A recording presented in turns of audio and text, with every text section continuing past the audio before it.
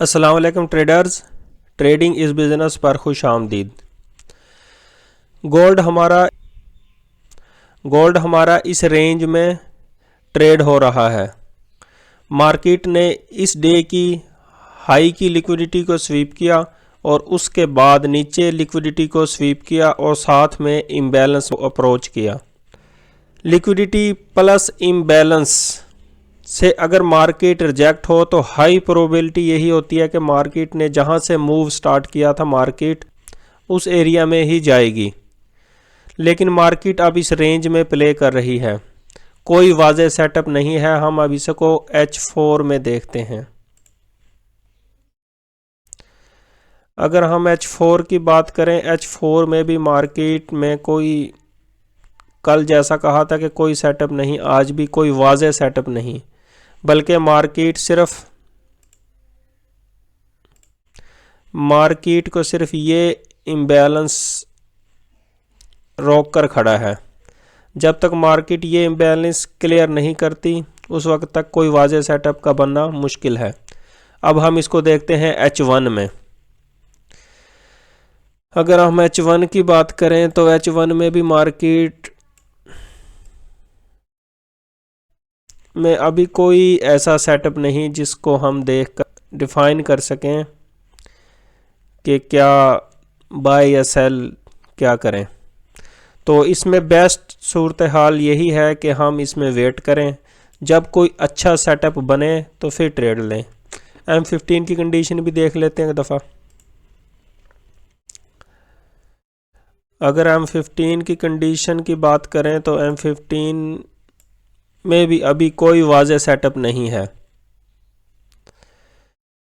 अगर मार्केट ये डे की लिक्विडिटी को स्वीप करे और साथ में कोई H1 में M15 में जैसे ये इम्बैलेंस है, कोई वाज़ेह इम्बैलेंस छोड़े और फिर उस इम्बैलेंस में आकर कोई बाय सेटअप दे, जो कि ऐसे बनना चाहिए कि मार्केट पहले इस लिक्विडिटी को स्वीप करे इधर से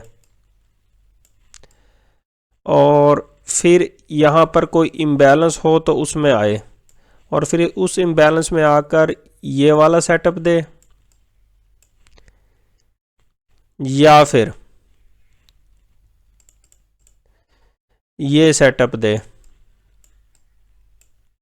तो फिर हम इस एरिया से इसको बाय देख सकते हैं। फ़िलहाल इसमें वेट ही बेहतर है। अब चलते हैं हम BTC पर।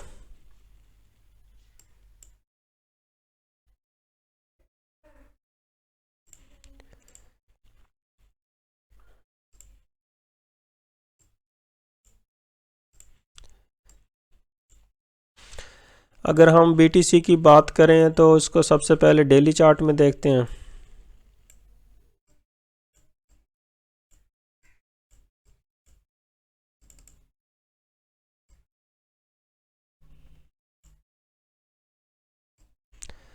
डेली चार्ट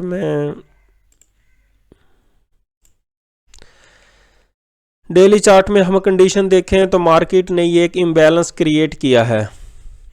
तो बेस्ट यही है कि मार्केट इस इम्बैलेंस में आए, इस डे की लिक्विडिटी को स्वीप करे और उसके बाद बाय हो तो ये एक ज़बरदस्त बाय सेटअप होगा। अब हम इसको H4 में देखते हैं। H4 में देखें तो उसमें भी यही कंडीशन है कि मार्केट के नीचे यहाँ पर इम्बैलेंस है और ऊपर मार्केट ने कोई इम्बैलेंस नहीं छोड़ा। हाई प्रोबेबिलिटी यही है कि मार्केट यहाँ से बाय होनी चाहिए। अब हम इसको H1 में देखते हैं। H1 में भी देखें तो हम अप साइड पर कोई इम्बैलेंस नहीं है और रिट्रेसमेंट भी बहुत कमज़ोर है। जब रिट्रेसमेंट कमज़ोर हो और किसी लेवल पर अप्रोच करे, प्रोबेबिलिटी ज़्यादा हो जाती है कि मार्केट यहाँ से बाय होगी। लेकिन बेस्ट बाइंग ये है कि मार्केट इस डे की लिक्विडिटी को स्वीप करके M15